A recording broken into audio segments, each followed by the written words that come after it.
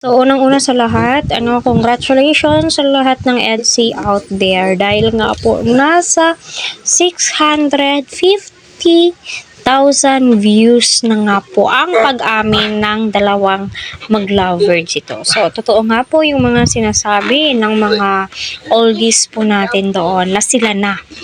Ayaw lang nilang umamin. O, di ba? Nagkatotoo po talaga yung mga pinagsasabi po natin or yung mga haka-haka po. Ay, syempre, nagdaan po tayo dyan. Alam po natin kung ano yung mga galawan po nila. Ibang-iba na nga po. So, totoo. So, ika nga po doon sa video or subtitle nga po ni Kalinga Prab, wala na nga bang manonood, hindi na nga ba exciting, diba? Yung ganun na term para sa akin, for me lang, mas nakaka-exciting po.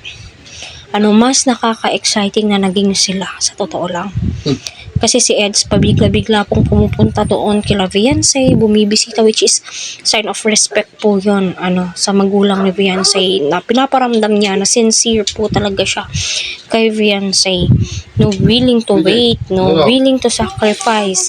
At alam niyo, mas maganda po yan, medyo yung agwat po nilang dalawa, kasi yung lalaki po yung mag-a-adjust sa kanilang dalawa, So, bago pong lahat, maraming salamat po sa lahat ng Team Etsy at saka si Kalinga Prab Pioval, patuloy po natin silang supportahan. So, dahil dito marami ang nakakapansin, kahit si Kalinga Prab, sabi nga po nila, tila'y na-miss po nila ang isa't isa, which is totoo naman po, na-miss po talaga nila yung isa't isa. Kahit alam naman po natin na nakahagip po doon kay Dr. Love na bumibisita si Edo, kinukumusta si Viancé, lalo na po nung nagkasakit po ito. Pero syempre, tayo as supporters, viewers, mas marami pa rin po ang nanonood doon kay Kalinga Prab kasi andoon po lahat ng detalye ng video Doon po talaga natin malalaman lahat-lahat ng mga ginagawa po nila kung papaano po sila. So, kahit sa Kalinga Prab ay kinikilig nga din po, diba?